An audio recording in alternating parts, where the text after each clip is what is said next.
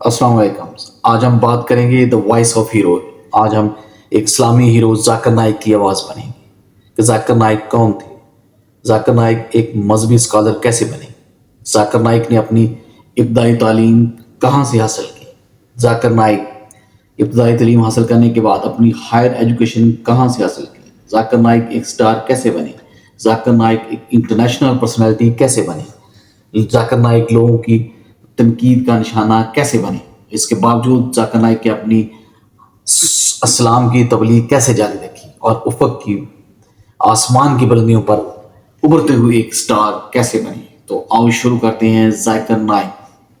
ذاکر نائک ایک معروف اسلامی اسکالر تھے اور مباحثہ کرنے والی شخصیت تھے۔ انہوں نے اپنے علمی علوم اور عوامی تقریر کے ذریعے دنیا بھر میں شہرت حاصل کی۔ ان کی تعلیم اور کیریئر کا سفر بہت دلچسپ رہا۔ آئیے ان کی ابتدائی تعلیم سے لے کر اس کی کیریئر کی بلندیوں تک تفصیل سے بات کرتے ہیں۔ اس نے اپنی ابتدائی تعلیم کہاں سے حاصل کی؟ ذاکر نائک کا جنم 18 اکتوبر 1965 کو بمبئی، بھارت میں ہوا۔ ان کی ابتدائی تعلیم ایک مقامی اسکول سے حاصل ہوئی۔ انہوں نے اپنی جو بیسک تعلیم تھی ذاکر نائک نے وہ کہاں سے حاصل کی؟ ذاکر نائک کے جو والد تھے ایک ڈاکٹر تھے، تو انہوں نے اپنے بچے کی تعلیم پر خاص طور پر توجہ دی۔ انہوں نے اپنے والدین کی مدد سے دینی اور دنیاوی دونوں علوم پر بڑی کمانڈ حاصل کی۔ ذاکر نائک نے اپنی ہائی اسکول کی تعلیم سٹی ہائی اسکول سے مکمل کی، انڈیا سے مکمل کی، جہاں ان کی علمی قابلیت نمایاں ہوئی۔ وہ بچپن ہی سے علمی مباحثوں میں حصہ لیتے تھے اور ان کی ذہنیت ہمیشہ بہت سارے سوالات کرنے اور مختلف قسم کے موضوعات پر گہرائی سے سوچنے پر تھی۔ اعلیٰ تعلیم: ذاکر نائک نے اپنی میڈیکل کی تعلیم حاصل کی جی ہاسپٹل سے حاصل کی، جہاں انہوں نے MBBS کی ڈگری حاصل کی، اور میڈیسن کی تعلیم کے دوران ہی ان کی دلچسپی اسلام اور اسلامی تعلیمات کی طرف بڑھنے لگی تھی۔ ذاکر نائک نے مختلف اسلامی کتابیں پڑھنا شروع کر دی تھی اور مختلف مذاہب مطابق و فکر کی تفصیل حاصل کرنے کی کوشش کی۔ انہوں نے اسلامی تعلیمات کے لیے بڑے بڑے اسلامی اسکالر کی کتابوں کا مطالعہ کیا اور ان کے نظریات کو سمجھنے کی کوشش کی۔ اس کے علاوہ انہوں نے قرآن کی تلاوت، اس کی تفہیم پر بھی خاص زور دیا۔ اس دوران ان کا علمی سفر جاری رہا اور انہوں نے اسلامی تاریخ، فقہ اور فلسفہ کے مختلف پہلوؤں کا بڑی باریک بینی سے مطالعہ کیا اور اس پہ سرچ کی۔ اور اپنے کیریئر کا آغاز: ذاکر نائک نے اپنے کیریئر کا آغاز ایک معالج کے طور پر کیا، مگر ان کی دینی اور اسلامی علوم میں دلچسپی نے انہیں بہت جلد ایک عوامی مقرر یا لیڈر کے طور پر متعارف کرایا۔ انہوں نے ابتدائی طور پر چھوٹے چھوٹے جلسے اور محافل میں حصہ لینا شروع کر دیا۔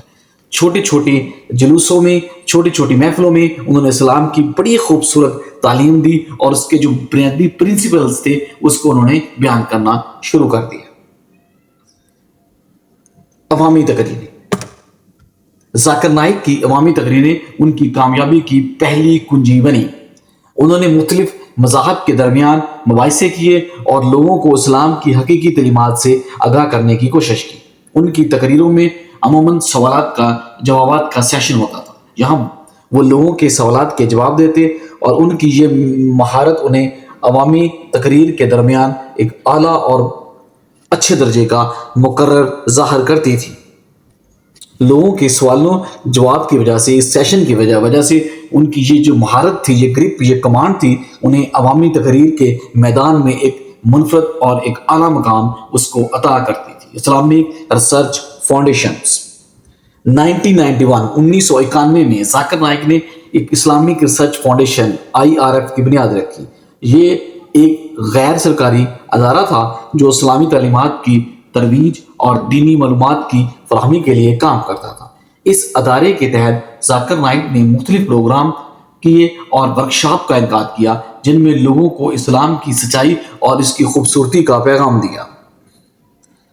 انٹرنیشنلی ریپوٹیشنز: بین الاقوامی شہرت: ذاکر نائک کی شہرت میں مزید اضافہ اس وقت بنا۔ ذاکر نائک سٹار اس وقت بنا جب اس نے مختلف بین الاقوامی فورمز پر شرکت کی اور اسلامی تعلیمات کی تشہیر کے لیے انہوں نے بھارت کے علاوہ بہت سارے دوسرے ممالک کا وزٹ کیا، جہاں انہوں نے امریکہ، برطانیہ، عرب امارات میں جا کر اسلام کے اوپر تقریریں کی اور لوگوں سے سوالات لیے اور ان کے جوابات دیے۔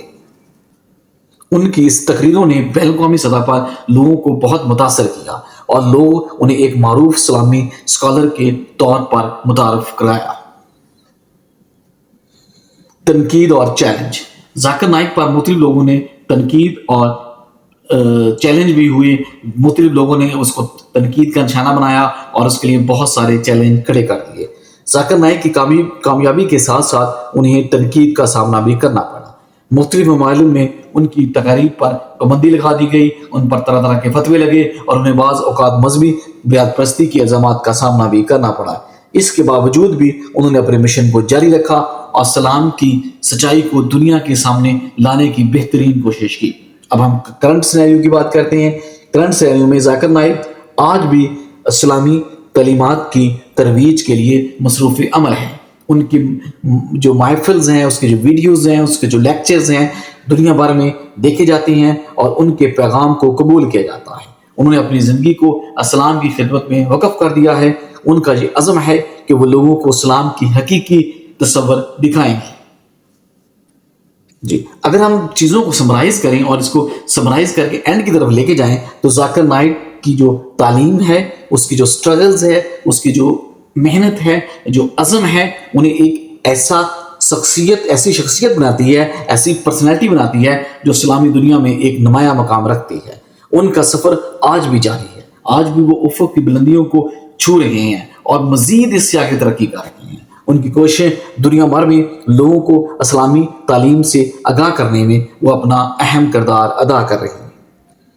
جی، اگر آپ کو مزید کوئی تفصیلات یا کسی مخصوص پہلو پر کوئی معلومات چاہیے تو برائے کرمانی نیچے کامنٹ کریں، ویڈیو کو لائک اور سبسکرائب کریں اور ہمارے چینل کو بھی سبسکرائب کر دیں تاکہ آپ کو اس طرح کی اچھی ویڈیو ملتی رہے۔ تو ملتے ہیں ایک نئی ویڈیو میں۔ اللہ حافظ۔